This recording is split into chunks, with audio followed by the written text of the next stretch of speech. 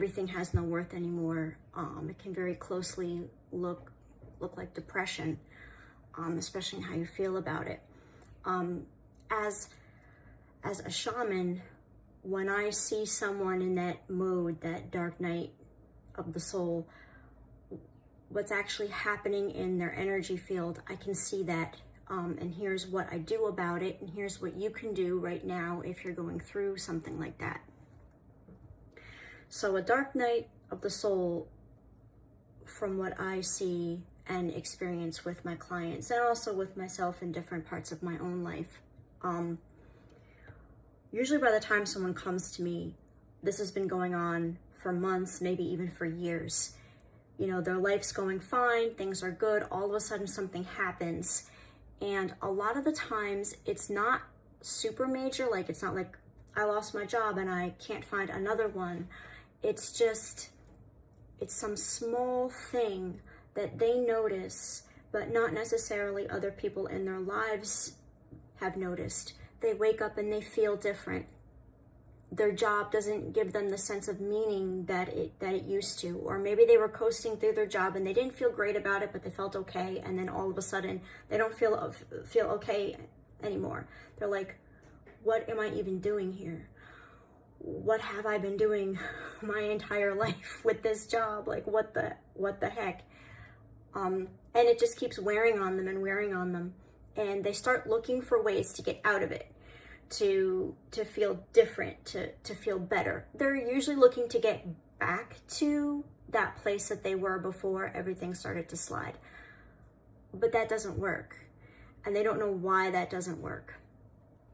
So the Five of Pentacles in the Tarot is actually a really good depiction of what a dark night of the soul can look like, not only from a client's perspective, but from a shaman's, where, you know, you're outside of what you used to have.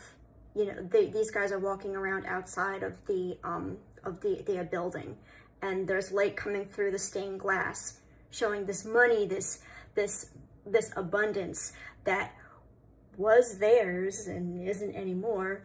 And we're not even talking about strictly in a financial sense, but in a spiritual or a well-being sense as well. So when their usual methods of trying to get back to what worked before doesn't work, they end up coming to me or seeking help out somewhere else. And it looks like they're really depressed. They feel like something's missing in their life. They feel like they have lost a part of themselves. Very, very often, the way that I address this is through a soul retrieval. It isn't always the only way, though. Sometimes they can have what's called an attachment, which is like bits of energy that are sentient but not conscious. Like, they're not intentionally trying to latch onto you. They're not intentionally trying to hurt you. They're not seeking you out, and no one has sent them your way. It's just kind of like passing through the world, and they just kind of get buried in your etheric body. And so an extraction would be to remove those energy bits that are within you that aren't yours and don't belong to you, and to release them. And then I usually put light or like kind of healing energy into the openings that they left, just so as your body starts to reintegrate, that feels better, and there's no more, like, the pieces can't get back in, or new pieces can't get back in or anything. I also try to go through talking with my client about basic protections, so to try and minimize the likelihood that those pieces will come back, or that new pieces will get lodged in. If you're regularly closing down and you're protecting yourself and you're not always walking around really open, it makes it a little harder to just pick up on that stuff. Because when you do close down, you're basically closing your chakras down so that other people's energy and other things' energy can't affect you, can't get into your own energy field. So it does work for that as well. The first one that I had mentioned, I didn't go over too much, was soul soul retrieval, because I have multiple videos about that, and I'll link them so that you can see more about those, like what soul loss feels like, what a retrieval feels like, what after a retrieval feels like. And feel free to subscribe and to like those videos if you want to see more of them, and I'll put more of them out too. It's a pretty big topic. But soul loss is when a piece of your soul, like as in your essence, a part of you that makes you you, goes missing. It can be taken, it can be lost, or it can just leave. And that can usually leave you feeling like you're not quite yourself. You feel depressed. You feel like you don't have a sense of direction anymore, of what you're meant to be doing, what you should be doing.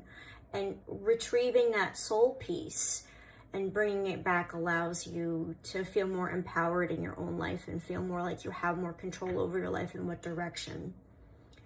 I think the most important thing to remember with a dark night of the soul, if you are experiencing one, is that as painful as they feel and as difficult as they are, it's a dark night, not a dark year or millennia. It does have an end point, and it's an opportunity that you can take to see take stock of your own life and what isn't working, what is working, and be inspired and motivated to make those changes.